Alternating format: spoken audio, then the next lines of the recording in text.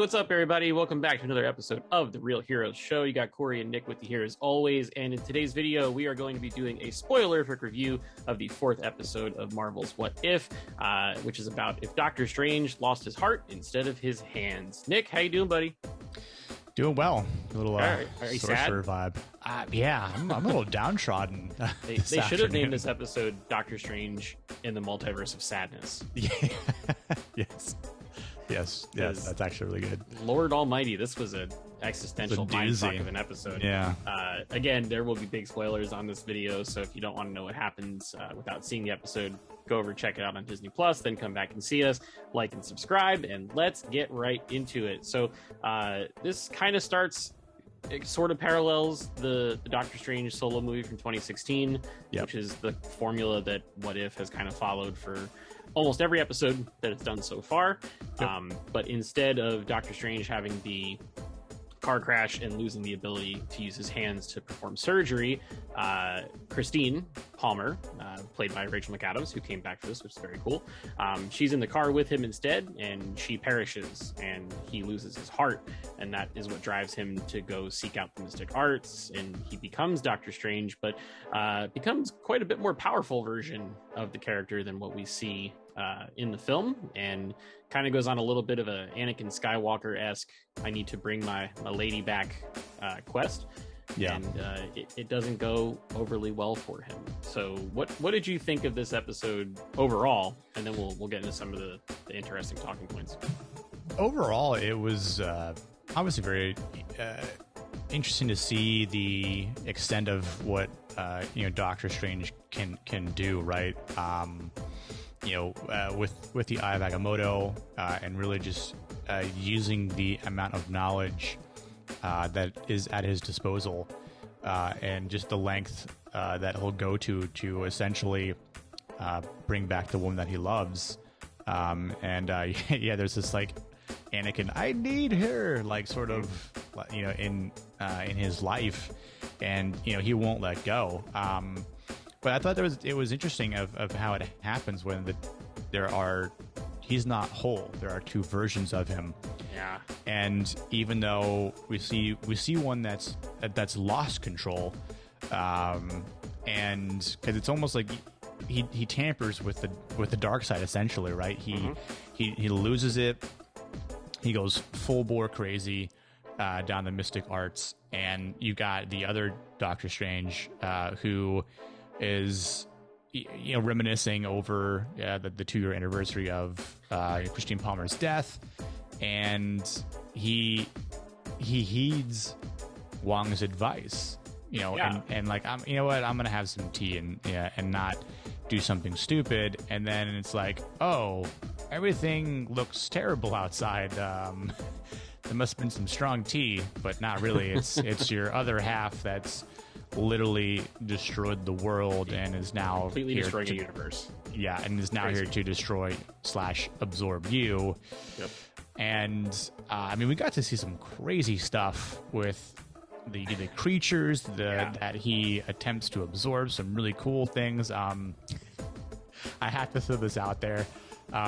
I thought we were going to see Mephisto, but yet again, so the Dark Doctor Strange kind of had like the goatee like and the pointed chin of a Mephisto. Like I know that's a taboo name at this point after all the shit that went down with WandaVision, but it kind of felt like it. And there were people last week when the SpiderMan trailer came out that were like, what if Doctor Strange in this movie is actually Mephisto? Because there's a Spider-Man story where he makes a deal with Mephisto to get people to forget that he's Spider-Man or whatever. So who the hell knows? I don't know. I don't think that's the route they're going, but there's definitely some demonic vibes that were coming from the dark supreme Doctor Strange. And I thought it was really cool.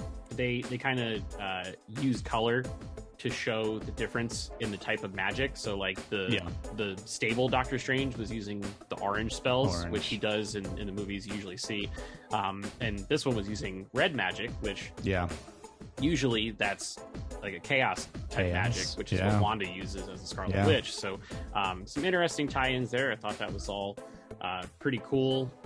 We got another Shumagorath looking creature, which we sure did. We saw one in the first episode of this series when Captain Carter fights it, and then in this one, Doctor Strange absorbs it to become more powerful, which right. Shumagorath is a multiverse skipping tentacle monster, and he just absorbed that power. So yeah, that was fun. Gosh, what else did we want to talk about? So we get an interesting concept. Tilda Swinton is back as the Ancient One, in this episode, and she's terrific as always. But she brings up the concept of an absolute moment, which is kind of like a linchpin in time, essentially, which is something where, you know, no matter what you try to do or how many different ways you try to stop it, or change it, or flip it, it's going to happen because it's pivotal to the future, right? So in this episode, that absolute moment is Christine Palmer dying, because that's what sets Stephen Strange onto his quest to become Doctor Strange, become the Sorcerer Supreme, be a guardian of the planet, the universe, reality, so on and so forth. Right. And no matter how many times he tries to do things differently, whether it's using his blinkers and he's changing lanes in the car, letting Christine drive, trying to convince her not to go, going to a different restaurant just to get pizza, literally standing her up and not showing up, everything he tries to do leads to her dying still. Like it doesn't matter what he does. She dies every single time, and it takes him right back. And he has this awful line where he's like, why can't we just be happy?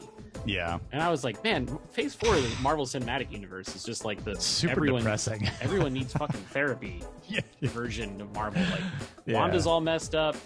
Sam and Bucky go through stuff. Loki goes through like an existential crisis. We got this with Doctor Strange. Like it is deep thematic stuff, which I'm happy they're going after. It's not just all rainbows and butterflies and Marvel quips, which is pretty cool. But do you think that this concept of an absolute moment will carry on into some of the stuff that's coming, like Multiverse Madness or No Way Home, or any of the proper, timeline Marvel stuff?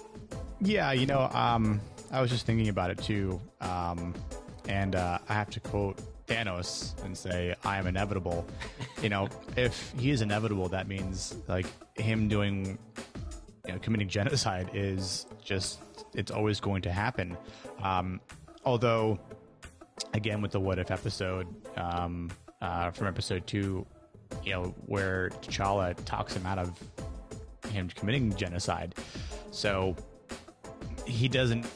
that inevitability doesn't take place, which is very interesting. And I think one of the bigger points and maybe just to sort of finitely answer the question, looking at Loki and what we saw, and what he was told in the first episode, he's supposed to die. He's supposed to die by the hands of Thanos. That's just his role every single time. And so it's like your absolution is just death up until that point. But it's like, is it really an absolute moment when Kang's been released? Right. The multiverse is in shambles now. So why not, in one of these multiverse moments, Christine actually doesn't die? Yeah, I mean, the possibility is there. It also makes you wonder, like, is Kang in charge of everything we're seeing on this What If show too, right? Like that, like and I guess it's also interesting too with like the Watcher. Like the Watcher has to know about Kang, right? Oh yeah. And knows what's going on, knows that the multiverse has been unleashed, knows what Loki and Sylvie have done.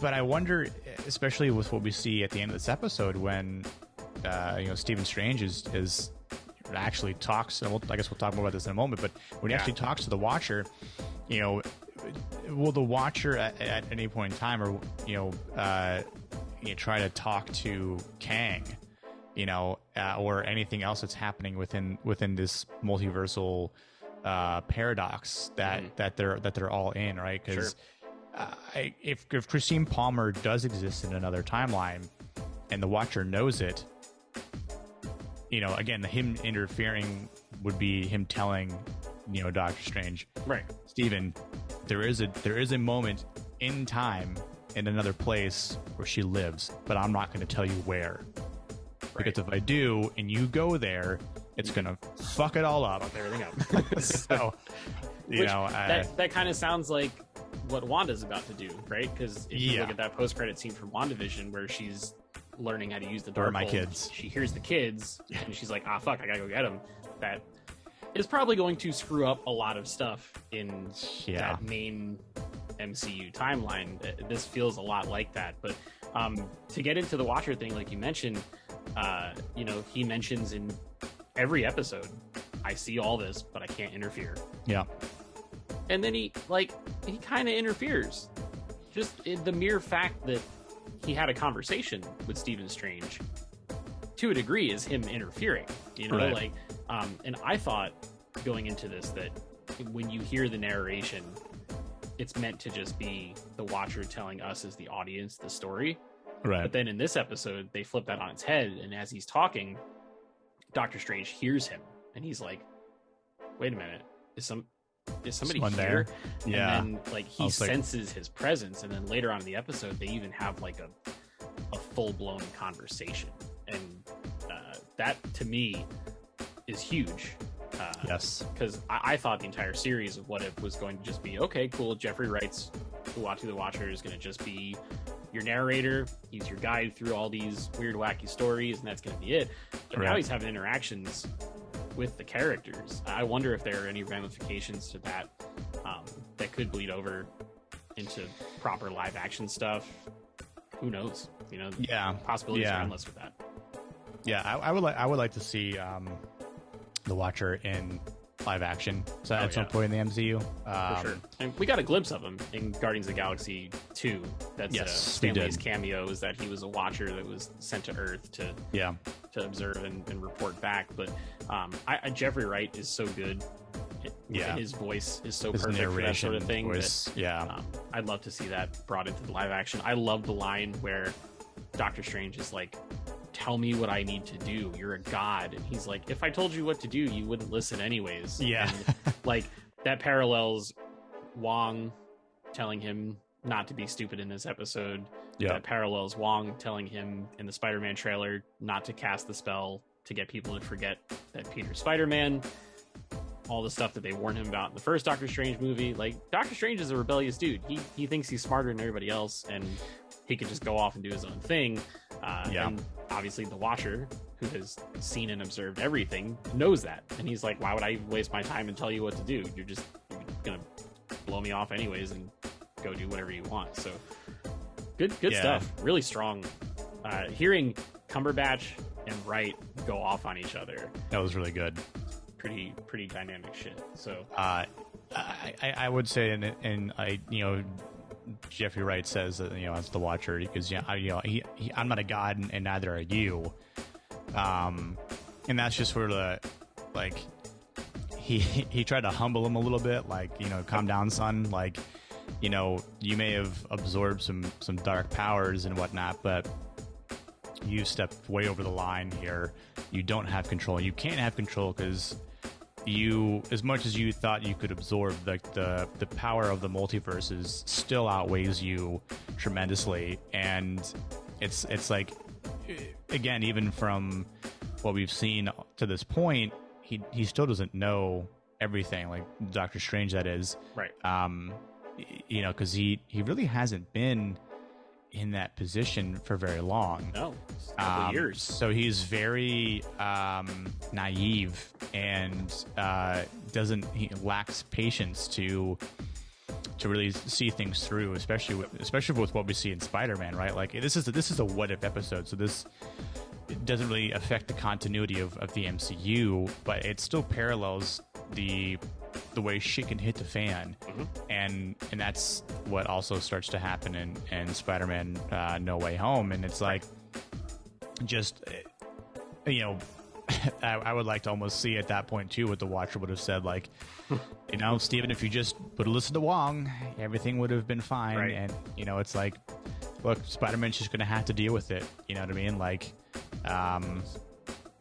it's like, well, it's Sorry. like, and you know what? The funny thing about it, when I even like just thinking about, you know, and obviously Spider-Man from the comics too, like they didn't know who he was for a long time, and only select people did, and even like, you know, J. Jonah Jameson finds out at one point, like I think it was a couple years ago in a comic, he found out that I was collecting from Spider-Man, and even then he didn't overreact. Yeah. Like he just was like there was some part of me that always knew, but I couldn't pin it.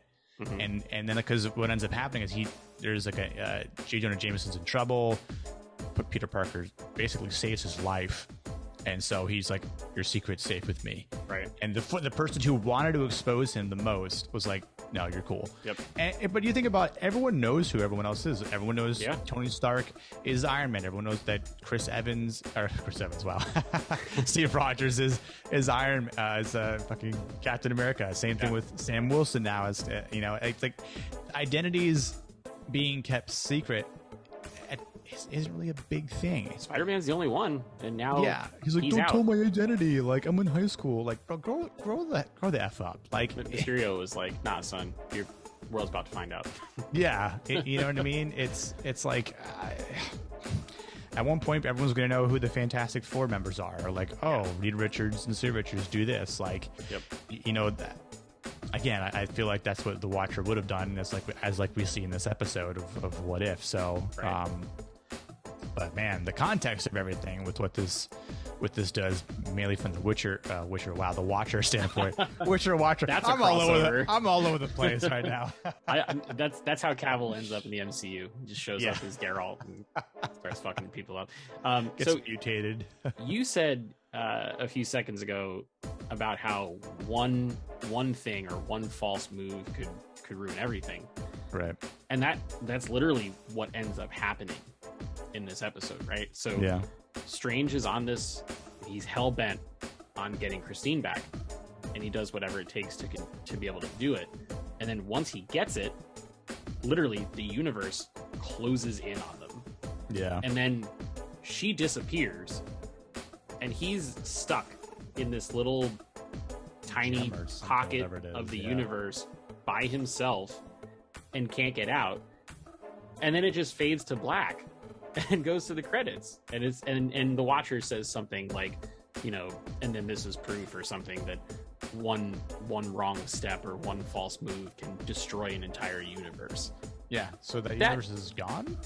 Like either that, or it's just sitting in that little pocket, and it's just Doctor Strange dimension. And he's just like floating out there. It's like that branch is just out here now, super far away. But it kind of seems like a cautionary tale for all of the movies that are coming up. So whether it's No Way Home, Multiverse Madness, Love and Thunder, Wakanda Forever, like one false move can just completely ruin. Like Sylvie, she stabbed He Who Remains, and now the multiverse has split open.